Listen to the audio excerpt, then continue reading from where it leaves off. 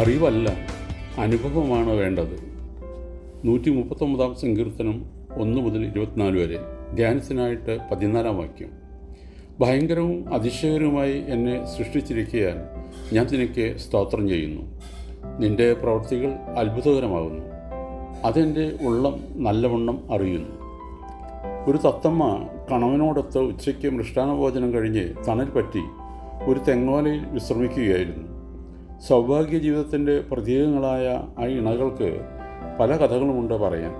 അവരുടെ സംഭാഷണം ഒടുവിൽ ദൈവത്തിൻ്റെ കാരുണ്യത്തെയും കരുതലിനെയും കുറിച്ചായി. ആരാണ് നമുക്ക് ഈ പഞ്ചവർണ്ണ പൂമ്പട്ടുടുപ്പ് നൽകിയത്? തത്തമ്മ ചോദിച്ചു.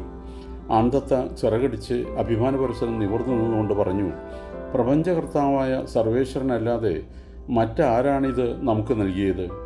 നമുക്ക് മാത്രമല്ല, പുള്ളിക്കുപ്പായക്കാരായ കൊച്ചു കുരുവികൾക്ക് പോലും അവിടുന്നാണ് വസ്ത്രവും ആഹാരവും നൽകുന്നത്. ആൺതത്ത തുടർന്നു. ആ താമരപ്പൊയ്കയിലെ വിടർന്നു നിൽക്കുന്ന പൂക്കൾക്ക് എന്തൊരു ഭംഗി! വെളിമ്പറമ്പിൽ നിൽക്കുന്ന കാട്ടുപൂക്കളും ഈ താമരയും അണിഞ്ഞൊരുങ്ങി നിൽക്കുന്നത് പോലെ സോളമൻ രാജാവിന് പോലും അണിഞ്ഞൊരുങ്ങുവാൻ കഴിഞ്ഞിട്ടില്ല. ആരാണ് നമുക്ക് നിത്യവും ആഹാരം നൽകുന്നത്? തത്തമ്മ ചോദിച്ചു.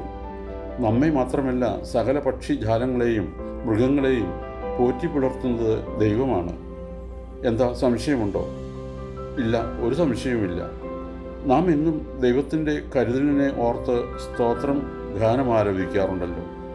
ആകട്ടെ, നമ്മേക്കാൾ ഏറെ ജ്ഞാനവും അറിവുമുള്ളവരാണല്ലോ മനുഷ്യർ. അവർ നിശ്ചയമായും ദൈവത്തിൽ വിശ്വാസമുള്ളവരായിരിക്കും, അല്ലേ? നിനക്ക് തെറ്റുപറ്റി. അവർക്ക് നമ്മെപ്പോലെ ദൈവത്തിൽ വിശ്വാസമുണ്ടെന്ന് തോന്നുന്നില്ല.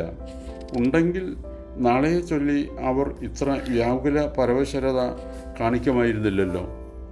നാം നാളത്തെ കാര്യമോർത്ത് ആകുലചിത്തരാകുന്നില്ല. നാം നാളേക്ക് വേണ്ടി എന്തെങ്കിലും അറപ്പുരയിൽ ശേഖരിച്ച് വയ്ക്കുന്നുമില്ല. മനുഷ്യർ ബുദ്ധിയുള്ളവരായതുകൊണ്ടല്ലേ നാളത്തേക്കുള്ളത് കൂട്ടിവെക്കുന്നത്?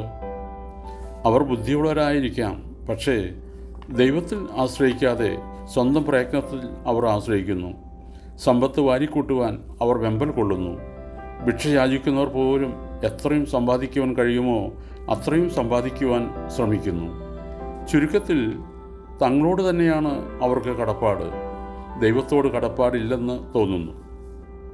മനുഷ്യർ നമ്മേക്കാൾ അറിവുള്ളവരാകയാൽ ദൈവത്തെക്കുറിച്ച് കൂടുതൽ അറിവുണ്ടായിരിക്കുകയില്ലേ? തത്തമ്മയുടെ മറ്റൊരു ചോദ്യം. നമ്മേക്കാൾ അറിവുണ്ടായിരിക്കാം, പക്ഷേ നമ്മെപ്പോലെ അനുഭവം ഉണ്ടായിരിക്കുകയില്ല.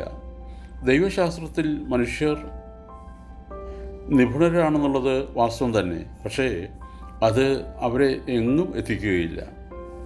മേലുദ്ധരിച്ച കാൽപ്പനികമായ ചിത്രീകരണത്തിൽ നിന്ന് ഒരു കാര്യം വ്യക്തമാകുന്നു. ദൈവത്തെക്കുറിച്ചുള്ള ദൈവശാസ്ത്രപരമായ അറിവിൽ ഉപരി ദൈവത്തെക്കുറിച്ചുള്ള അനുഭവമാണ് നമുക്ക് വേണ്ടത്. ദൈവത്തെക്കുറിച്ചുള്ള വിശ്വാസവും ആശ്രയവും ഇല്ലാത്തതിനാൽ ഭാവിയെപ്പറ്റി അമിതമായി വ്യാകുലപ്പെട്ട് നമ്മുടെ നല്ല വർത്തമാനകാലത്തെ നാം നശിപ്പിച്ചു കളയുന്നു. ഒരു അജ്ഞാതനായ എഴുത്തുകാരൻ വിശ്വാസത്തിൻ്റെ വ്യാപ്തിയെക്കുറിച്ച് ഇപ്രകാരം രേഖപ്പെടുത്തിയിരിക്കുന്നു. വിശ്വാസമുള്ളവർക്ക് അസാധ്യമായി ഒന്നുമില്ല. വിശ്വാസം ദൈവത്തിൻ്റെ ശക്തി മനസ്സിലാക്കുകയും അംഗീകരിക്കുകയും ചെയ്യുന്നു. അത് നേട്ടത്തിലേക്ക് വഴി നടത്തുന്നു. വിശ്വാസം എല്ലാ സീമകൾക്കും അപ്പുറം കാണുന്നു, എല്ലാ പരിമിതികളെയും അതിലംഘിക്കുന്നു.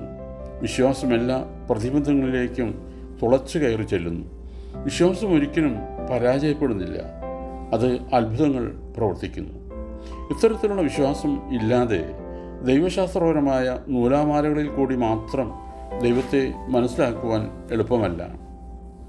ഓർക്കണമേ, വിശ്വസിക്കുന്നവയെ ദർശിക്കുന്നതിനെ വിശ്വാസത്തിൻ്റെ വെളിച്ചം ഇടയാക്കുന്നു.